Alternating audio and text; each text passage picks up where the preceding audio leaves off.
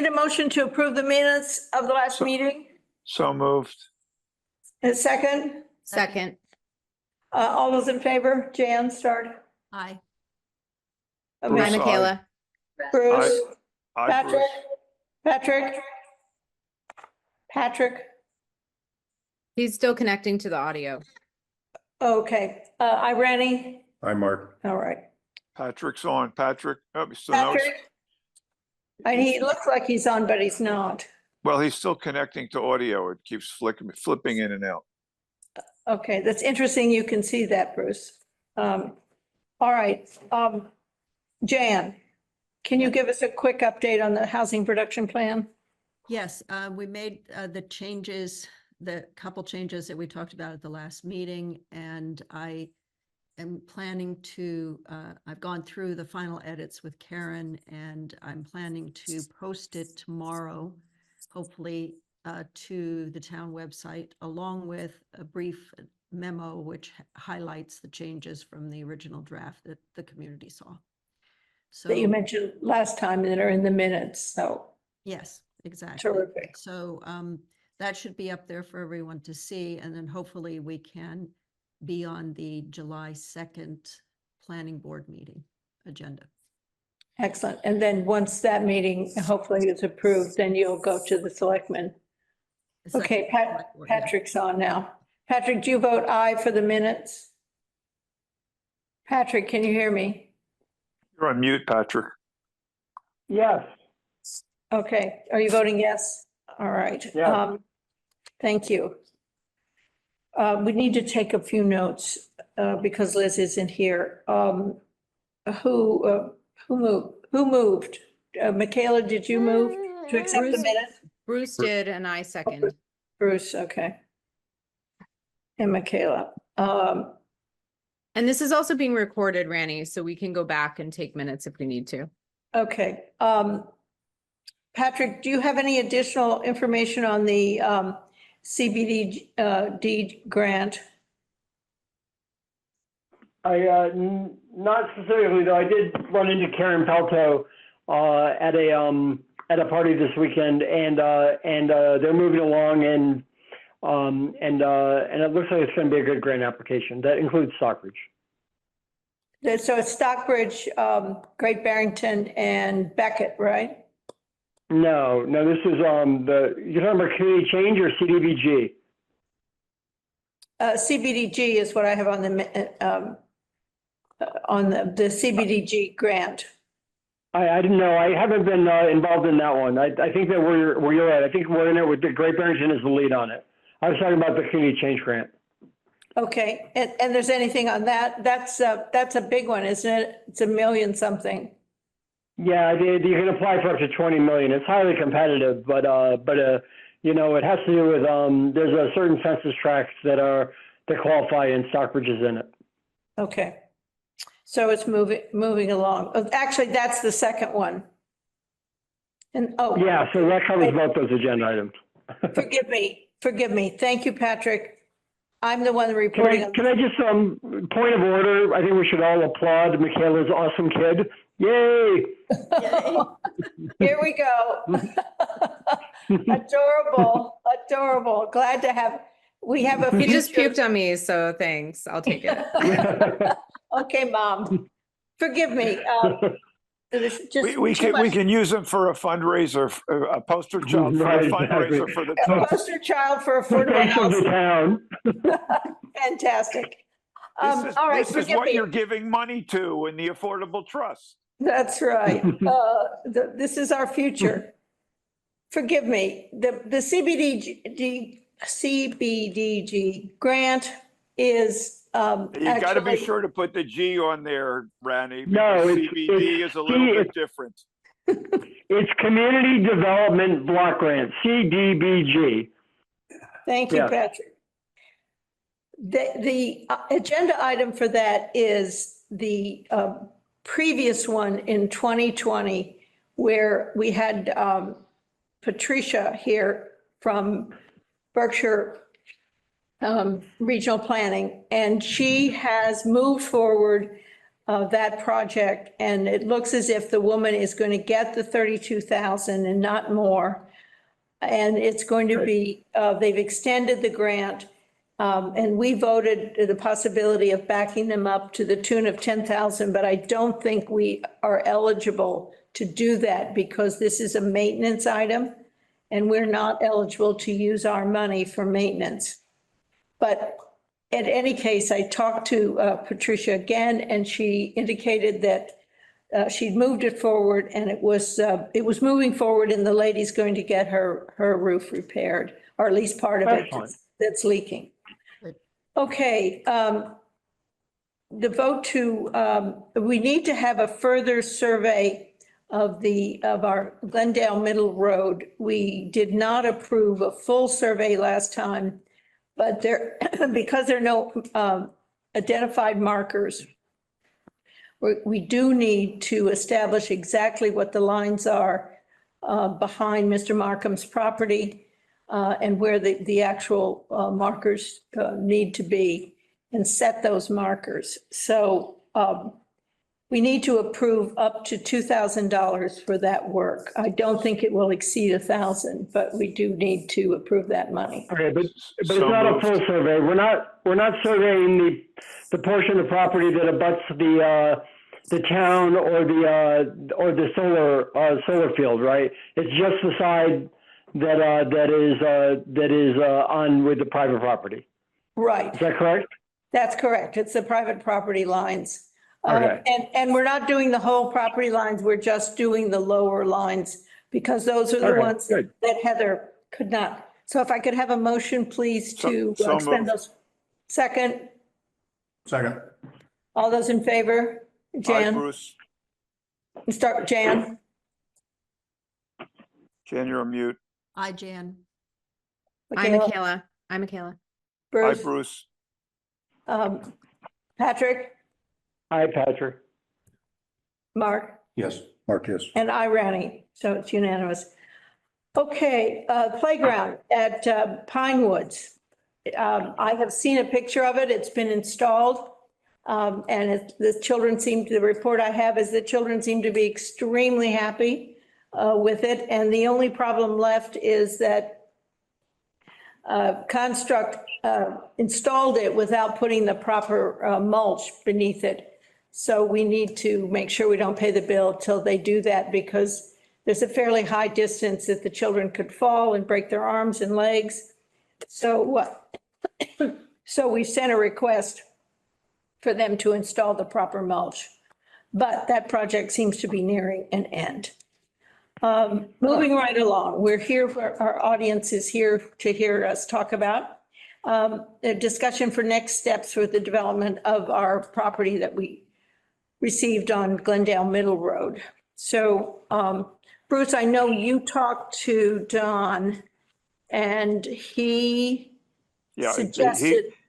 from the discussion that I had with Don, it basically corroborated things that we alluded to at our last meeting, which is, while we have a preliminary on what it might, the minimum that it would likely cost to deal with the water issue I to don't think I make it for the fire department, we really are going to be unable to put any kind of framework around the cost for sewage until those that are working on exactly what we're planning on putting on the site, the number of houses, the number of bedrooms, and so on and so forth. And so we're kind of in a holding pattern, and Don corroborated that that what was mentioned at our last meeting is in fact true, that we really can't corroborate anything until after we know, have a little better understanding of what we're going to be putting on the site, so we can know what the sewage needs will be.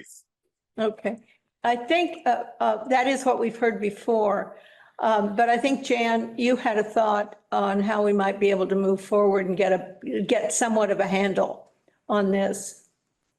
Well, I was talking with Michael Canales, and he mentioned that if we identified one or two scenarios of, let's say, how many bedrooms, because that's really what drives the issue, how many bedrooms we might look at in, let's say, one scenario and then in a second scenario. That would allow the engineers to be able to do an assessment of what the cost might be on the sewage and the water and the road. Yeah, that's consistent with a little bit with what we talked about last time, and also with the conversation that I had with Don. We need to have some idea, and if we want to throw out a couple of different scenarios at different numbers, 25 bedrooms, 30 bedrooms, 15 bedrooms, whatever, we can certainly get some ballpark figures of what the needs would be for each of those scenarios, and then that could help potentially drive other decisions about what we're going to do. So it's almost a catch-22. We need to come up with something that we can give to the engineers in terms of number of units or number of bedrooms, so that we can start to put some numbers around that. Okay, how about a suggestion? I think everybody agrees that we'd like to have a mix of 1, 2, 3, and 4 bedrooms, fewer 4s, maybe than 1s, but more 2s and 3s. So if we pick a number like 2.5 and then pick a number of units, say, at the low end, say 8, and multiply it by 2.5, and at the higher end, say 30 at 2.5, we would get 17 at the low end and 75 at the higher end. So Randy, maybe we could do the higher end at 60 instead of 75. Okay. So 17 to 60. Well, I think we'll round it up and say, give us two estimates on 20 and 60. Yeah. That sounds good. And then we'll say 20 is possible, 60 is impossible. Maybe 20 is impossible, but at least we'll get Bedroom. bedrooms. Yes, bedrooms. Not That's units, bedrooms. And Well, that's then, bedrooms. and then decide how to divvy up how many bedrooms in each unit, Right. whether 2s, 3s, whatever. I just took 2.5 as a slight edge over. Yeah, no, it's fine. But we're just giving them a number to work with and give us a report back on what's feasible. So that's why Okay. I suggested just a round number of 20. 20 and 60. How about that, Bruce? That's fine with me.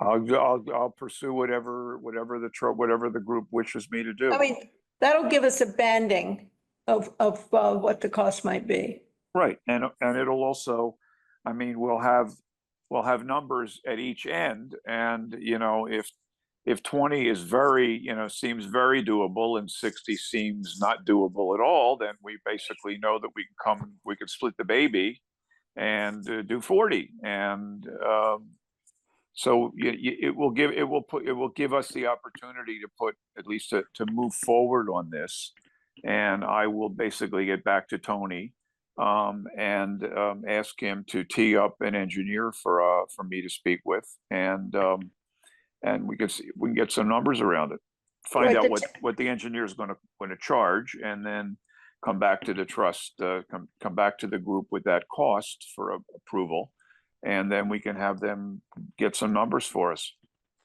Okay. Bruce, I don't think would you be looking also at the road because I think depending on where those bedrooms are, either in, if you remember the map, there were 3 potential building areas. So if the smaller number is all in the first building area, then there wouldn't be as large a requirement for a road or to go over possibly a stream in the process. Or Michael gave us a quotation. We can sort of figure this out we can figure this out ourselves by, he was saying it's $1 million a foot. No, No, a a mile. mile. $1 million a mile Yeah. to do a road with utilities. So the utility number that we get from the engineer would, I assume, be to the entrance. Is that correct, Bruce? I'm guessing that that's true, that it would be from where we're planning on locating the buildings, the units out to the No. road, yes. Are you talking, are you, No, this is to rebuild the infrastructure and the roads to be able to accommodate. Because the current infrastructure that we have, doesn't accommodate, won't accommodate? right, so That's correct. this goes, I think, it goes from 183 to the entrance of the property. Okay, And whatever the distance from the road to the second pod, or what, we can have a series of numbers. How much the road costs to the first pod, to the second pod. right, Because when you go to the second pod, you have to cross a creek. correct. Unless we go around the creek by going over to the other town property, if we're allowed to do that. There is a way to get to the second pod. No, there is. Now, without crossing a wetland. No, you'd have to go up and come back down again. There's still a culvert over there that would come into play. Yeah. Well, if we go over to the town land, It's on the town land. The town land has a culvert halfway down the road between the solar panel and the cell tower. There's a culvert that goes across. That's what takes all the water, or supposedly should take all the water from in back of us, shuttle it down through out there, and then it goes down to the railroad tracks where all those nice You little swamps. still have water crossing down there. You still have a water crossing. but it sounds like if the culvert's there, the question is whether the culvert would. Yeah, but you're It's not meet the standards for a town road. right. Okay. Anyway, so one or two culverts to cross.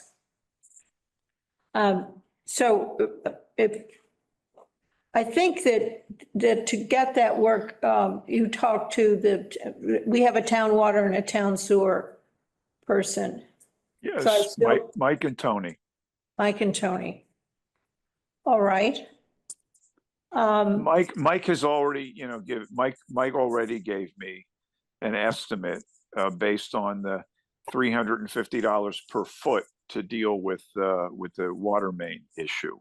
Okay, And that's what came up with the $560,000 number that I threw out at our last meeting. And that's just Okay. a baseline because it doesn't take into account if they need to do anything to support under the railroad tracks and so on and so forth, that would potentially go up from there. increase that's- that. It would increase that number, but that's sort of a starting point on water. Tony was really unable, unwilling and unable to provide any solid information on even an estimate on the sewage without having an engineer involved to deal with all the things that are being discussed now. Okay. All right. Terrific. Bruce, thank you. Thank you very That's- much. No problem. New item that does require a vote. In the process of acquiring the land, we used our town council. And a number of issues have come up, not reflecting on their work in any way, but questions about things that we as a trust that are specific to the trust. And in my conversations with Shelley Going at Mass Housing Partnership, she highly recommended that we retain an attorney who is a specialist in the trust. And she recommended a woman named Kathleen O'Donnell, who was one of the people who actually wrote our trust declaration.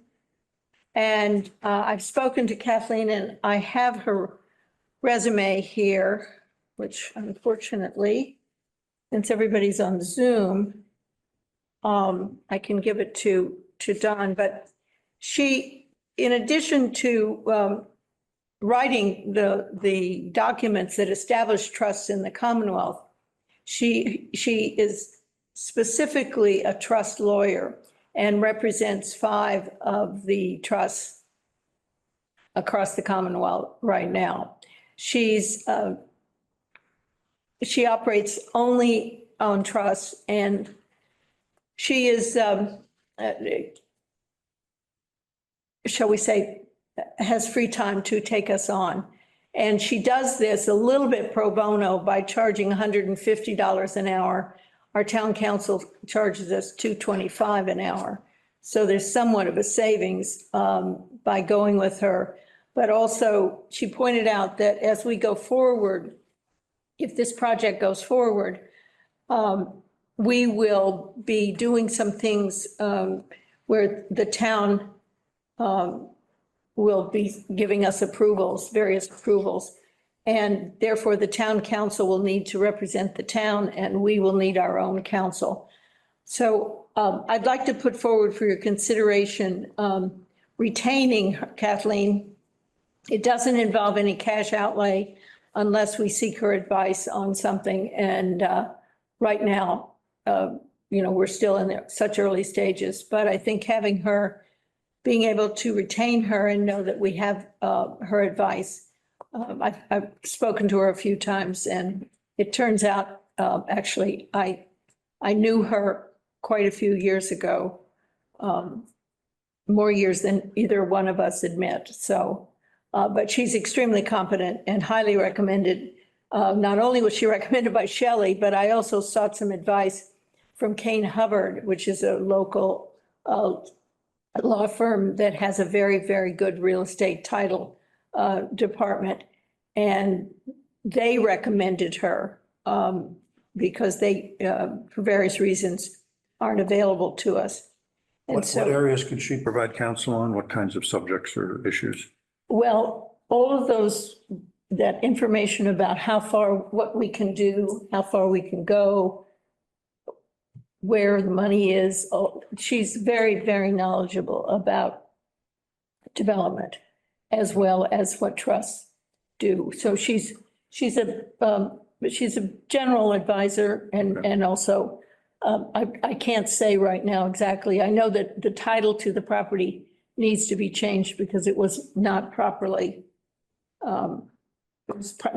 recorded. So she can help us get that. That's one little project that we need to have done. Have you asked Michael about this? No. We don't need Michael's approval, do we? There's nothing to do with approval. It's just we have a process for, managing how we, do things, including solicit legal advice here. And I'd like to get Michael's take on whether or not he works with Harrington Heap all the time. And I just would like to get his take on this question. Okay. So maybe ask him to come in and speak to it at the next meeting. Okay, Kathleen is very friends with Donna. So she works with Donna on other things. So anyway, it's fine.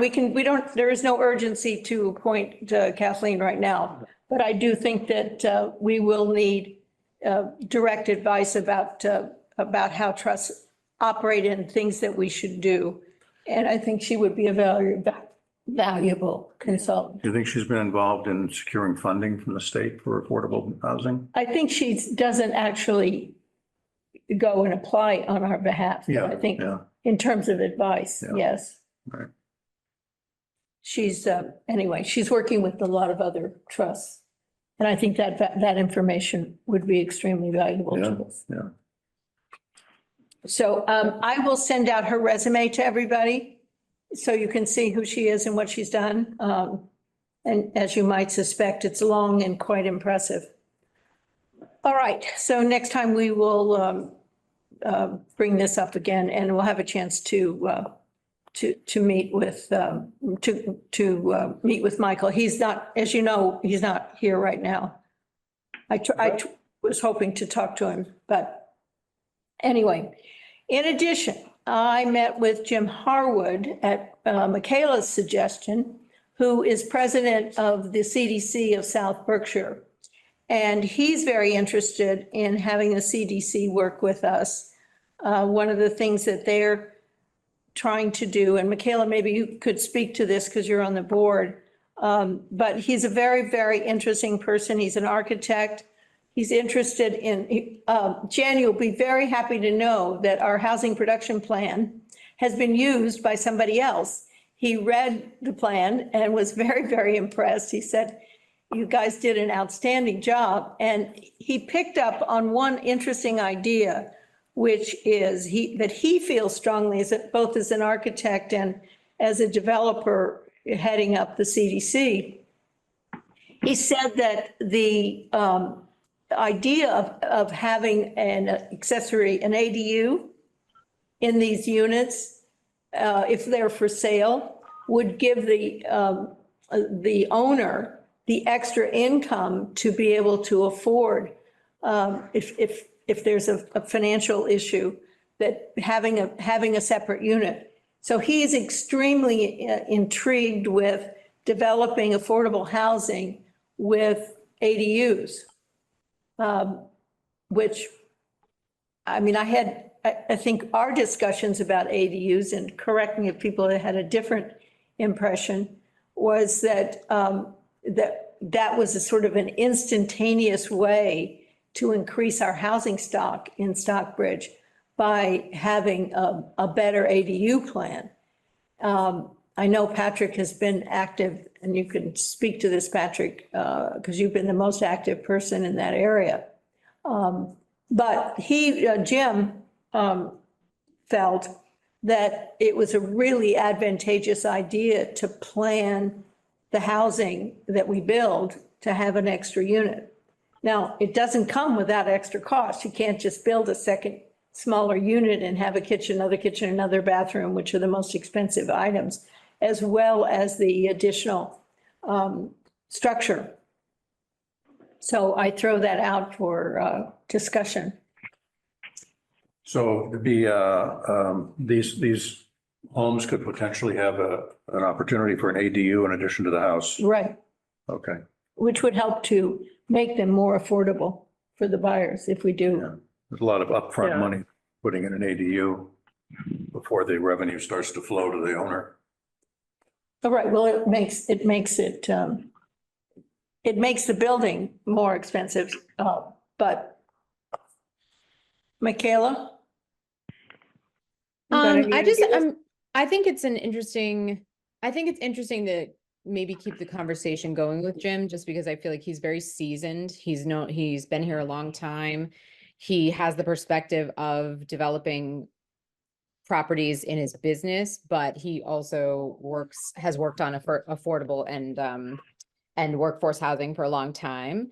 So I think it's an interesting idea. And I know when I had spoken to him just briefly about this, he had talked also about the idea of how do you work with a local developer in a way that is really thoughtful for the neighbors and the community, in terms of like, okay, maybe what we do is you roll out one home per year, or 1 to 2 properties per year. You see how that works. You see where on the properties people are spending time. And then you plan that thoughtfully going forward so that you figure out how to make it affordable to do the build. So I thought that was interesting. I hadn't really heard that idea before. So I don't know. I just think it's worth kind of having him as someone we can, bounce ideas off of. I just think he's smart and very straightforward and doesn't waste people's time, which I appreciate. I had a terrific conversation with him for a couple hours, actually. And he is very anxious, though, to get your organization out there building for other towns. So he had a very definite agenda item. But I thought that he picked up on the housing production plan and felt the ADU idea. Yeah, he felt the production plan was very strong. And he said to me, one of the strongest I've seen in the county, which is really great. And I think it might be I'd be interested to hear in more detail, like some options from him of what he thinks might be possible, because yeah, I think I would just want to know more about this ADU idea and how that might, and if anyone else has tried it, and you know, is there like market research on this, and what are the pitfalls, and then what would be like his option two? That would, you know, I'd just be interested. We all would be, leading us to what is happening in Pittsfield. And I hope everyone has seen this article, which was in the weekend paper. A group called West Side Legends is the developer of 16 units, 3 townhouses, and a series of 13 or 12 or 13 1 and 2 bedroom condo units next to the church on the west side. And so this is on one, they have 1 acre. And what I thought was really interesting is I typed up a list of some of their money sources that are in the article. And the Berkshire Taconic Community Foundation, which I've never heard of. I don't, does anybody, Patrick, do you know them? Yeah, they're the largest philanthropic organization in the Berkshires. That's the one where Peter Taylor's just retired, announced his retirement. Okay, We can talk offline. I know them very well. okay. Well, they gave $30,000 for design work up front on their project. And then the Mouse Housing Neighborhood Hub connected them. This is it connected them to Cambridge Housing Authority, and Cambridge Housing Authority provided them development consultation. There was no note about, I'm going to talk to the gentleman who's head of it. I have to find out how to get a hold of him. But they got development consultation from the Cambridge Housing Authority in Cambridge, Mass. And then next, this is the most interesting, the Mass Housing Commonwealth Builder Program, which I'd never heard of, contributed $250,000 per unit to fill the gap so that they could build the units with, you know, and sell them for $250,000 less. So we need to find out more about who they are and why they have that much money. Have you ever heard of them, Patrick? Who is this now? Mass Housing Commonwealth Builder Program, No. I mean, I've $250,000. heard of mass housing. I think that it's probably one of the funding sources within the state. I mean, mass housing is huge. I mean, it's the you know, it's the administration's you know, kind of housing capital fund. In addition, they got $175,000 from their CDC. And they worked very closely with Greylock Federal Credit on a first-time home buyer program, so that the people that were awarded the housing, and it's going to be awarded on, I shouldn't say awarded in past tense, it hasn't been built yet. It isn't starting till next year. But they're planning to work with Greylock on a first-time home buyer who said they would. Randy, can we go back to the ADUs idea for a second? Sure. So just a couple of things. One, you know, to the degree that we're going to do home ownership, obviously the trick here is to say what can folks afford in terms of a mortgage. So let's say that a family could afford a $250,000 mortgage, and if we did modular units, we maybe could get them for $350,000. So the idea is that we come up with 100, and they get a mortgage for $250,000, and for every 100 we can come up with, we can put a house in, and of course that's exclusive of utilities, roads, and water and sewer. Okay, so just in terms of the basic model, exempting all the one-time costs, you know, you add 100,000 to that ADU price. I'm sorry, the building price, or 150,000 to put in what would be considered an ADU, which I believe the state defines as 800 square feet or less. Then all of a sudden, you know, you're gonna, on the one hand, possibly change the funding formula in terms of what someone could qualify for the mortgage, because the stream of revenue that the owner of those 2 units would be able to get from the ADU could counter the mortgage. It begs the question, though, if we're going to put an extra unit in, why not just sell that for someone who's maybe a single or an elderly couple to be in a separate unit? Why not just do a bigger unit and a smaller unit and create 2 units of housing? Because the part about the ADU I don't like is that you're basically creating, for maybe a first-time family, a first-time homeowner, you're making them a landlord. And in Massachusetts, the landlords have some of the strongest rights. I think it's a good thing generally, but some of the strongest rights of anyone. I know someone who actually lost their house because they had a renter in it who refused to leave, and it takes 2 years to evict them. And I think we should be really cautious about putting folks in the landlord business who are not necessarily, used to being in that business. I think there's also the question of short-term rentals as an ADU use for short-term rentals. I would much rather build a small second unit for seniors and let the seniors buy it as a condo in a townhouse than allow somebody to rent out their unit as a short-term rental to make money. I think that would be not a great way for us to sort of build housing units, and yet it's one of the most attractive ways to use an ADU. It makes total sense. If someone's a homeowner, it's a great way to supplement their income. But, I think that sticking to the basics, we do 5 or 10 units or whatever, we can, I think that what I'm hearing from water and sewer is, we're just listening to this conversation today, we're going to add a lot of time and expense if we've got to be running pipes from the transfer station over the property over there to here to create the kind of, pipe diameter infrastructure we're going to need to support this. And I really think one of the things we should seriously consider, having no idea whether it could perk or whatever, is whether wells and septic make sense with a small number of units rather than, waiting for, I already see the head shaking. I can see on Zoom. Like I said, I have no idea. I'm not an engineer, but I would like to, I think these are the questions.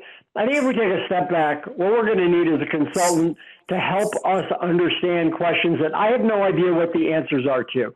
We're going to need someone to help us think through professionally what some of these costs are going to actually be to put the road in, put the utilities in, figure out water and sewer or wells and septic. And that's how we're going to basically then be able to roll up into a proposal for an RFP related to, what we're going to ask people like, community development in South Berkshires or Habitat for Humanity to do. I know Richard Stanley. I met with him a couple of times. Phil Orenstein, Michaela, awesome guy. Eric Boone, awesome person. So many great people on the board you've just joined. Same with Carolyn Valley at Habitat for Humanity. But I think what we're going to need is somebody who's independent of wanting to. The person who writes the RFP is not going to be able to be, for conflict of interest reasons, the same person who actually wants to bid on the RFP. So I think what we're going to do is maybe look for the kind of professional help we need in thinking through all the open questions that get us to a point where we can say our sweet spot is 5 units or 10 units or whatever it is. And from there, we have that person write up an RFP and then invite in, the folks at community development and Habitat for Humanity and anyone else who wants to basically then put a proposal in for what we have in mind. I also think that, we have a couple of unknowns right now and I think that you'll see possibly the folks at 37 Nerlaken coming back to the table, the folks at Elm Court coming back to the table, understanding over the next 6 months to a year what those funding sources look like as we figure out some of these open questions will help inform what we're going to be able to afford to do. Patrick, I didn't even think that the town was allowing any new septic systems in place. I know that when we bought the house we're currently in, which had a septic system, which basically, because the prior owners, the people that sold it to us had done some expansion, it basically could no longer accommodate the house that was there. and we went and needed to do something to deal with it. They told us that we basically had to implode the septic system and tie into town sewage because they weren't allowing any new septic. Yeah, I mean, I think it's not a once again, not my area of expertise. I know that if the land perks, we can do septic. So I don't know. It's a Title V issue. We go through Tri-Town. All this takes engineering. It just takes experts to come out, and we pay them, and they tell us what we can do. But the town is not in a position to say it has to be septic or sewer. If we're on the sewer line and there's capacity, I believe the town can require you to be on sewer. I think the whole point here is that there isn't capacity in water and sewer right now unless we invest heavily in the system, which we could do. But again, I think we need to understand what all of our costs are, which is going to be the sort of engineering that we need. Okay. Yeah. Randy, getting back to funding issues, and I don't know if it's even potentially relevant to us, but as we think about what we're going to be putting on the site, there was a recent article in the Globe, I think over the last couple of days, about some very sizable grants that are available for communities that wish to do some building of whatever they're doing. In this particular example, it was an elementary school in Natick, but there's some very substantial available grants from the Department of Energy if you're building something that's sustainable from an energy perspective. And so in Natick, for example, they basically got a $2 million grant for a new elementary school that they're building because they're putting in a solar canopy over the parking lot and things of that nature, apparently tapping into some number of billions of federal dollars that are available for climate and infrastructure projects by the Biden administration. And so I don't know whether that's something we want to think about as we're considering what we're going to be doing on this site, we may be able to tap if we choose to do something that has, energy efficiency and climate sustainability, it may give us access to some very sizable grants for the trust. Mm-hmm. Terrific. The big anti-inflation bill that's in place right now still has a lot of money for energy and for energy conservation. But I think it goes back to the same issue. We're all a volunteer board, and we're not fundraisers, and we're not knowledgeable about all of these grants, how to get them, how to write the grants to get them. So we need, I think you were saying, Patrick, that we need someone who lives in this world, in this world of grant writing and government funding. And there are a lot of people who know this stuff. I personally have never worked in that world, so I don't have people at the tip of my tongue, but we have to find a way. And Patrick, I don't know, you're better connected in government sources than most of us. I was really impressed with the grant writer that the Berkshire Natural Resources paid for, that wrote the grant for the Mohican purchase of Fenn Farm, was really good. And I'll look up her name. We worked with her last year. She coordinated the grant writing, and some of us wrote various sections of that grant that was successful. And I think that I actually talked to her about this about a year ago, and we weren't ready yet. But I think you're right. I think actually we maybe need two consultants. One is the grant writing consultant, and the second is a project kind of manager, kind of top level overview, somebody who actually is kind of like able to help us imagine how we get to the RFP.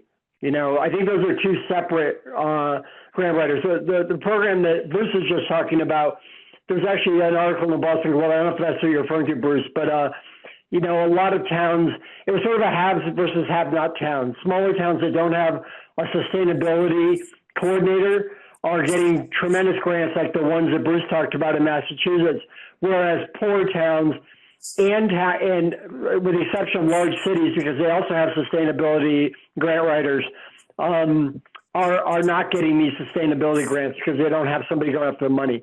So I think that that's just an example of where a grant writer might help us, help us think through how we can fund this. You're absolutely right, Patrick. That's exactly the article to which I was referring. And in that article, they also talked about the fact that in some places, which would be appropriate for us, smaller communities are banding together to try for grant funds or jointly hire a sustainability director. And in fact, it says that the state is soon going to fund these positions using money from a new $2 million federal grant to help smaller communities pay for energy efficiency projects or an energy manager. So it may be in our best interest to work with some of the other communities, smaller communities in our area that are also looking and trying to deal with affordable housing issues, to band together and see what the state has, and maybe the state can help us fund a regional sustainability director, and we can basically tap into some of these very sizable grants that might be available, along the lines that we've been discussing. I agree. Yeah. Patrick, can you get the name of the person who wrote the Mohegan grant, or at least can get us started to find out who did that? I'll give it to you in 2 seconds.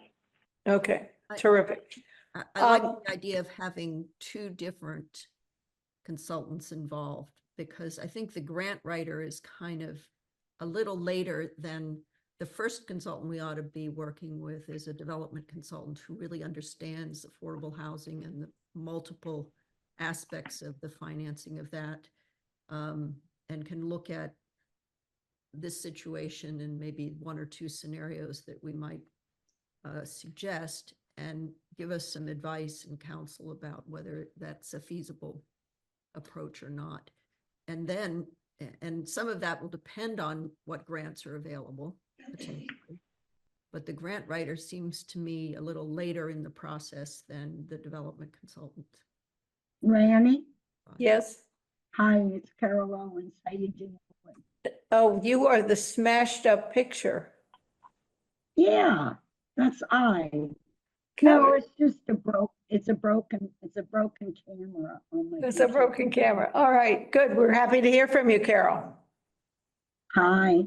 I spent a great share of my career as a grant writer in Washington, D.C. And the question of which one you do first is a very interesting one.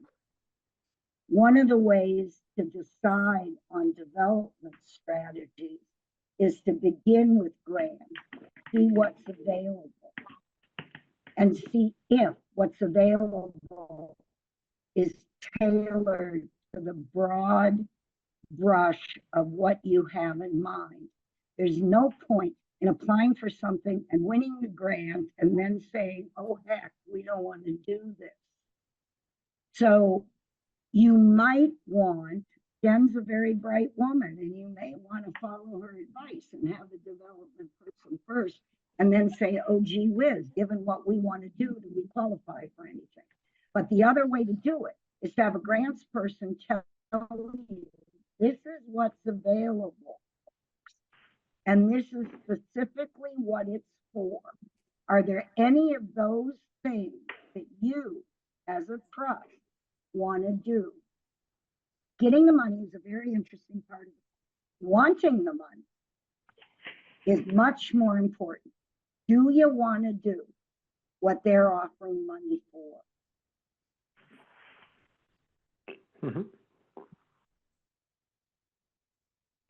Sounds very sensible. One of the things I could point out, in case you missed this article, it looks as if the $6.5 billion housing that our governor is trying to get funded did pass the House and is now going to the Senate.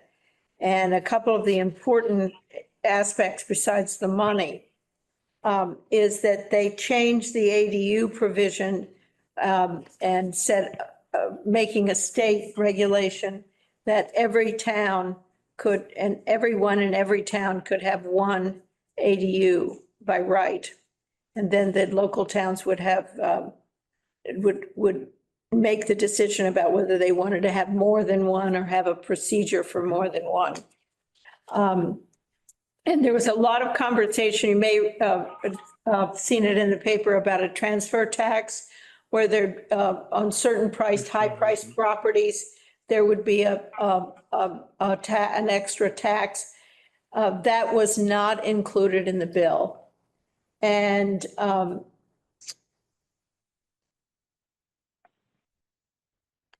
think those are the two major things that were changed in the piece that went from the House to the Senate. That doesn't mean it's going to be approved by the Senate that way, or that's going to be the final bill. But the thing that's most eye-popping is $6.5 billion for affordable housing. So there ought to be some money in there for us if that bill goes through. Patrick, do you have any other intelligence about how this is going to go through the Senate? Yeah, I think you're right. I talked to Smitty about it this weekend, and he said, just like you're saying, that the transfer fee is dead on arrival. The Speaker of the House isn't supporting it. There's no chance that's going to be in the final bill. I think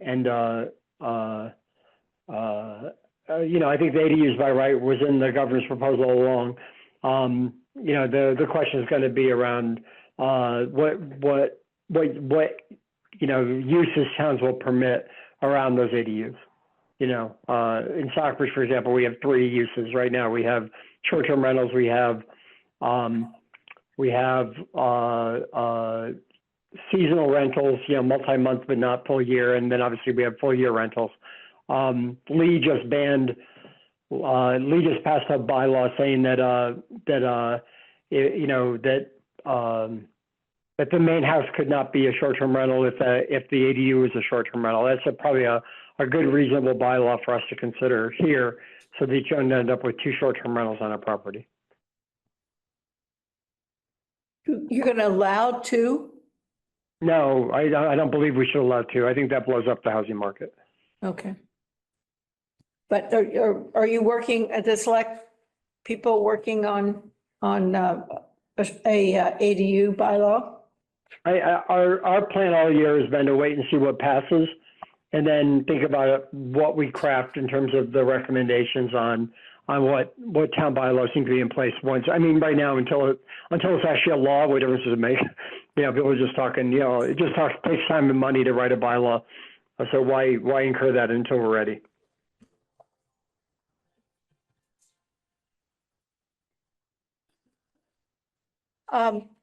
Thank you, Patrick. That's very useful.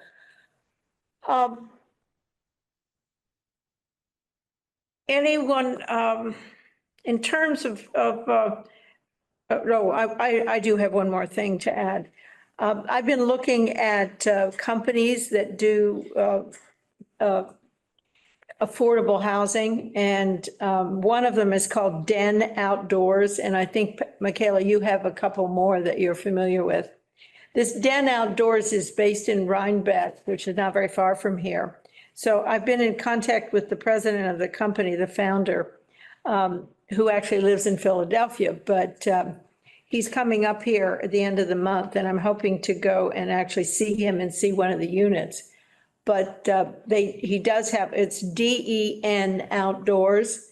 If if anybody would like to go and see, he's got about 50 designs. Michaela, you're following the company. Do you want to give us your thoughts? Yeah, I follow them on Instagram.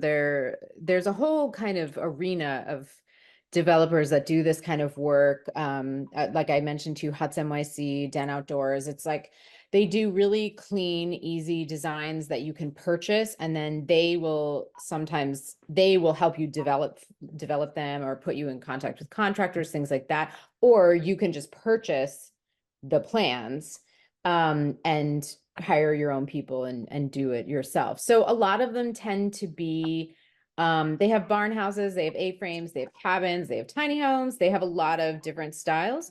A lot of them tend to live in the sort of very clean, like a Nordic looking,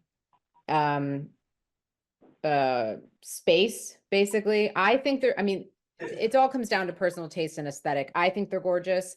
I love them, but you know, again, it would have to fit the town and what the neighborhood needs, but they're a smart, kind of thoughtful way that people are moving into more, building properties that are $200 a square foot. Yeah. more possible to do financially. We're just looking at their website now. People should take a look at it when they get a chance, Den Outdoors. And they're citing some of their plans, show pictures that look very nice. With, it says $199, which appears to be a square footage number from what I can tell, which is, you know, half the number you hear bandied around of $400 a square foot for construction. So they are kind of neat looking buildings, and maybe the price is much better than what we, you know, are thinking. And Supposedly, there's one down in Rhinebeck that he built himself. The guy that's president of it is called Mike. And so it'd be interesting to see what his materials are. They're I think it's- very it's also- simple, but very Yeah, they're attractive. simple. And I think part of the reason that they are affordable is because they're looking at sustainability. They're looking at solar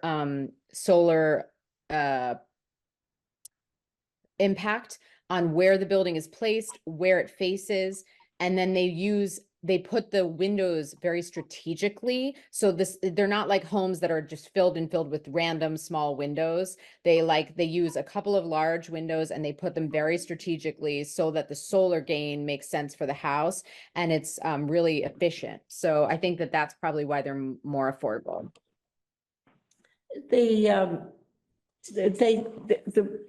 On their website, right now, they're building in Rhinebeck also a sales center. And we have our poster child back. Anyway, but they're building a sales center and another unit in Rhinebeck that you can see.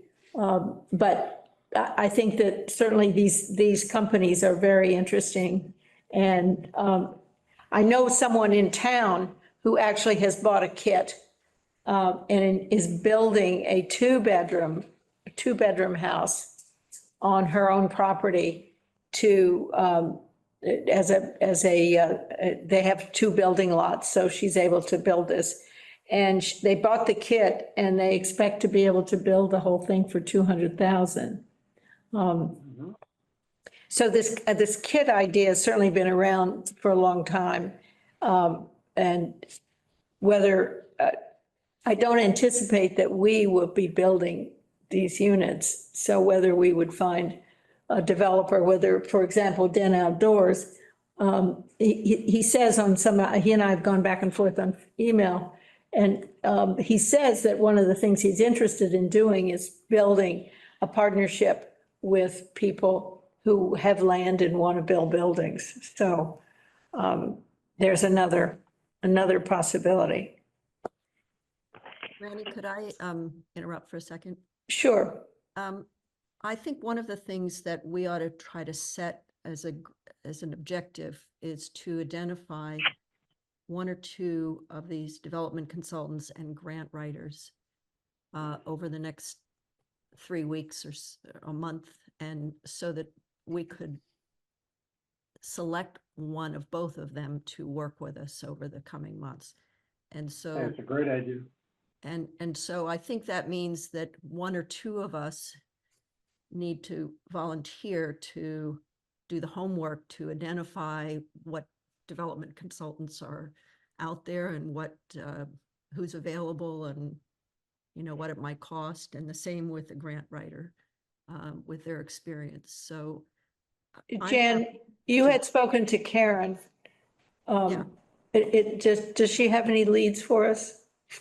She mentioned the Mass Housing Group as doing some of the planning. They wouldn't be the development consultant, but they would help plan and do some of the technical group of analysis of all of that.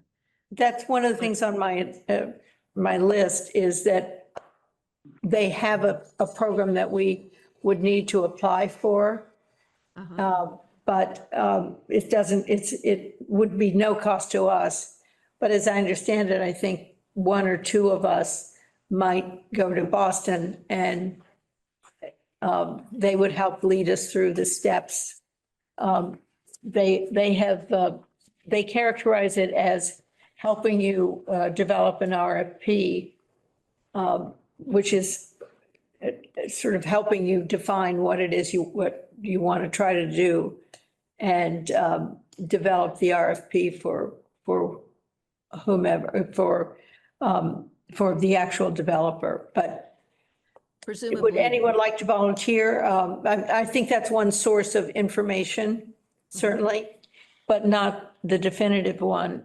We've got, right now, I've been trying to make sense out of the information that we do have about sources. And certainly the utility issue is a big one. And there are sources of state funds that will help you develop the utilities. And I think this gentleman in that heads this West Side Legends that is doing the development in Pittsfield, they have successfully gotten utilities. So in a circle, coming back full circle, I think we've had two meetings where we've come back full circle saying, we've got all this information, none of us has the time or the ability to right now to pull this all together. And so to me, the most immediate thing to do is to try to find someone, if you will, to lead us through the process. And at least, if not lead us through the process, at least help us organize what the options are and where we need to go. So do we have any volunteers who are willing to at least develop a list of development consultants? Yeah, I'll help with that. Okay, Patrick? It'd be great to, I think that, Jan, do you want to work on it with me? I'm happy to do that, Patrick. And Michaela, can we get, maybe your kid could volunteer, Michaela. I think that, I can tell that's going to be a great, citizen, I'm kidding. Yeah, so why don't we touch base and then we'll bring in folks as needed. I'm happy to do that, Patrick. I have to be honest that for the next 2 weeks, I won't be able to do very much on it because I'm going to be out of the country. But other than that, okay. I'm happy to step in. Yeah, let's get back to it when you're back. I think that between us, in between, I'll talk to some folks in town and out and about. Yeah, there's a number of, I think that, Michaela, maybe we could have a conversation with, to see if there's some folks that CDC might recommend. And I'll call Carolyn Valley and see if she has somebody she can recommend too. Yeah, I think that makes sense. And I'll try to talk to Richard or one of those guys and see if they have someone that that's sort of like outside the purview of the board. Yep. Yeah, it needs to, just because we don't want to limit their ability, we probably can't hire somebody who's affiliated with an organization that might eventually want to bid on the RFP. Yeah, totally. You know what I mean? Yeah. Yeah. Okay. Good. Who is Richard, Michaela? Richard Stanley He's the vice is, president of CDC. yeah, Richard he's the Stanley. vice president. He's been with the organization like the whole time, like for 30 years on and off. And he's a real estate developer. He's I was quite going to knowledgeable. say, he's a developer, local developer. Yeah. Okay. He works out of Mexico. Yeah, he spends some time here and some time in Mexico. He's a really good guy. Yeah. Terrific. All right, and I will continue with to figure out what we can do with Mass Housing and Mass Housing Partnership. particularly Mass Housing Partnership, to see what information, what process they offer us. Is there anything else on Glendale Middle Road? We have a lot of residents here. Do you all want to make any comments? Back before Hans bought it, the property was owned by Swan. Mhm. Swan tried putting 12 houses out in back of us. Nothing perked. I got perk holes all in my backyard. I had to fill 3 of them when my mother-in-law sold the right of way. Mhm. They told Swan, the town, told Swan, there's one house you can build back there and put it onto the town sewer. So before this even gets off the planning table, you have to redo Glendale Middle Road. The infrastructure on that road will not house what you guys want to do. When I heard the word perk and somebody wanted to put wells in there, it won't work. I It won't think, work. Everything's been perked back there. They perked 2 years in a row and nothing perked back there.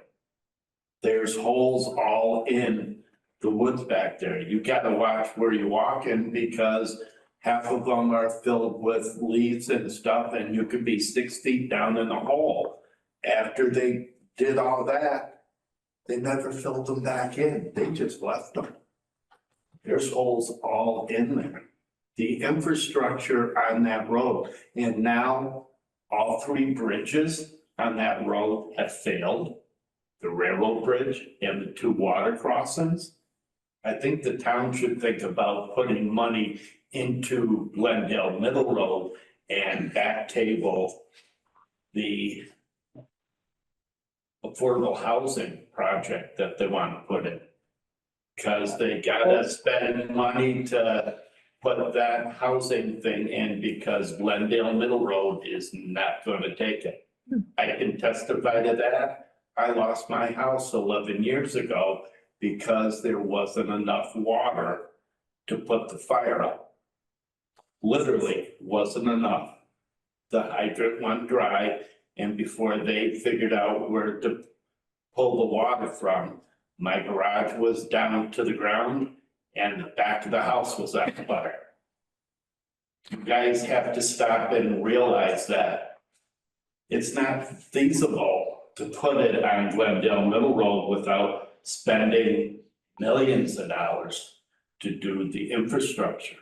And once you do it on the road, until they get the bridges straightened out, you can't go across the bridge with the new sewer line, new water lines and everything else. there's nothing going to be built tomorrow. So thank you very much. Would anybody else want to say anything? Don, are you? Okay. I think that is,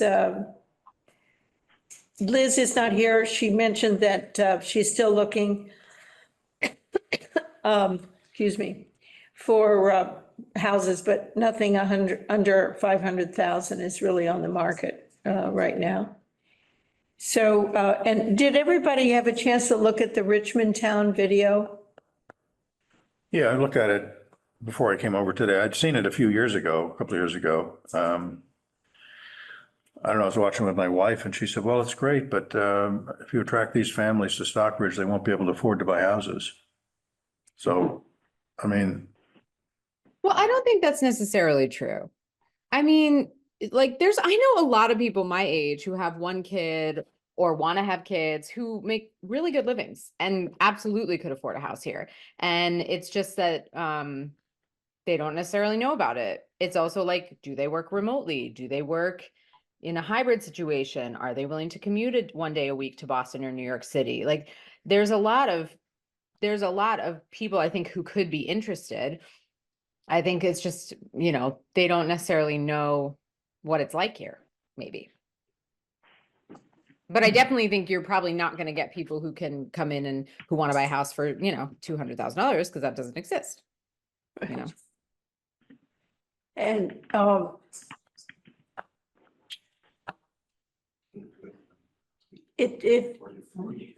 looked at it and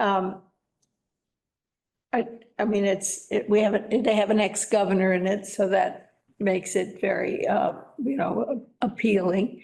But I don't think it's our role to do the trust role to do something like that. I think it's more of a, that video really publicizes Richmond as a cool place with schools and outdoor living and, you know, skiing and year-round activities, all of which apply to Stockbridge. I mean, you could change the name in that video and put Stockbridge in there, in terms of. We talked about this at the last meeting, that, you know, about, you know, the whole concept of a PR campaign for Stockbridge as an entity, as a town. You know, in order to encourage people to be looking, you know, more seriously at us as a place where they want to have a home. And, you know, whether it's a Chamber of Commerce or whoever it is that's dealing with it, you know, that was something we touched on, that I remember us touching on, you know, when we had our last meeting. You know, what are we going to do to basically publicize how wonderful Stockbridge is as a community, you know, for all of the various things that we have, you know, the nature, the arts, the performing arts, the visual arts, you know, the everything, you know, the Stockbridge Bowl. You know, there's a lot that can and should be said about the town of Stockbridge. It's not the role of the trust, I agree, but it is certainly something that we should be able to encourage whoever's role it is to really market Stockbridge as a community and make it more attractive for people. And there's folks who, you know, I forget their names, but there's a couple who sold their brownstone in Brooklyn and bought a house on Rattlesnake Mountain Road. You know, obviously our mission is affordable, people who need affordable housing, but there's a lot of folks out there who like rural character, and I think we could attract people who aren't going to be as price sensitive, especially people who can work remotely. So I think that's a great idea. Patrick, who's the appropriate person who might take on a promotion role? Not person, but entity. I nominate Michaela. Oh, well, I'm happy to try to make contact over at the Chamber of Commerce, and I do think where the trust could get involved, or not involved, but have an interest in this. I see, bud. Is if we are able to get a project underway, I think that would be a really exciting thing to include in something like this, to show other young families, maybe people thinking of moving to the Albany area or something like that. Like, look, this is possible. It is possible for you to access this town, and it's not necessarily just a high-end place. So that might be an interesting, timing wise, that might be an interesting thing. I think we should engage your poster child. Your Speaking children. of promoting kids, I don't know if anybody else knows Susan Smith. She was on the Regional School District Planning Board with me. She runs an organization called Second Nature Arts. And from July 1st until August 2nd, Monday through Friday from 9 to 3:15 p.m., they're running a combination daycare creative play date sort of thing at the Congregational Church. It's 6 hours and 15 minutes a day. Drop your kids off, kids 6 to 10 years old. So, you know, these are the kind of programs I think that actually help, you know, young families or even seasonal, you know, whether they live in full-time or seasonal residents. But I know they've got between 1 and 4 slots available for each weekly program. It starts July 1st and goes through August 2nd, you know, 5 days a week. And so if anybody knows anybody with a 6 to 10-year-old, you know, who's kind of looking to free up the days during the week, that program is at the Congregational Church 5 days a week also, for the entire month of July. There are a lot of programs for young What's it called children. again, Patrick? What's that? What's it called again? It's called secondnaturearts.org. It's on the internet. And Okay, I know thank you. the woman who runs this program, she put 50 grand of her own money into founding this company about a year ago. She's got a 7-year-old. She lives down in New Marlboro. Really, really nice woman, and it's a great program. And it's being run right out of the Congregational Church in Stockbridge. That's cool, because I'm going to have my 10 and 11-year-old granddaughters living with me for the month of July. Uh-huh. So I'm sure that Yeah, their that'd mother be would great. more than appreciate being able to offload them during the Well, you day. should contact them now because it's limited by number of slots. But I know the slots are available now. Okay, I'll reach out tomorrow. Thank you. Yep. All right. Randy, I have a hard stop right I now. know you do, and it's Okay. 5:30 now, so we. Motion to adjourn.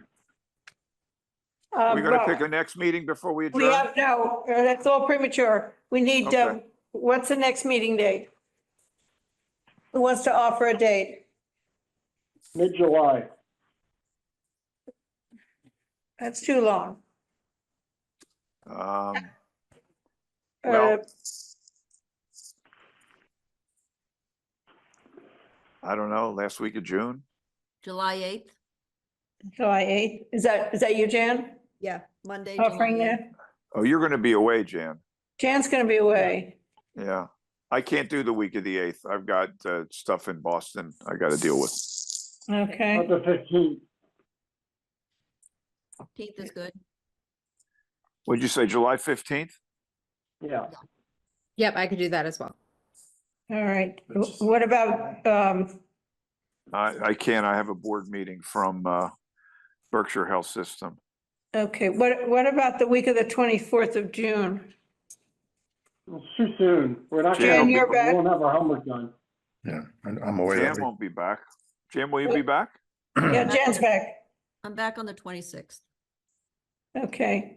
But, I'm just calling you the wrong name today. Mark is away till, Back in town on like the 29th okay. of June. All right, so, and the week of the 8th is not good for Bruce, Bruce. that 15th The is, 15th.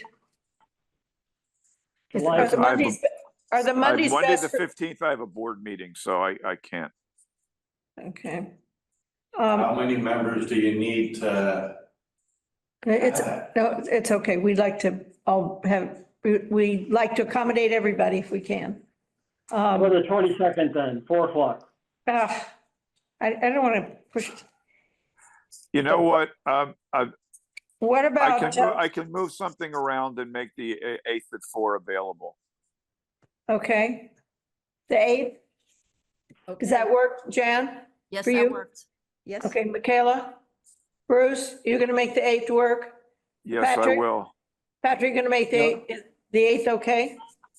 Yep. And what about you?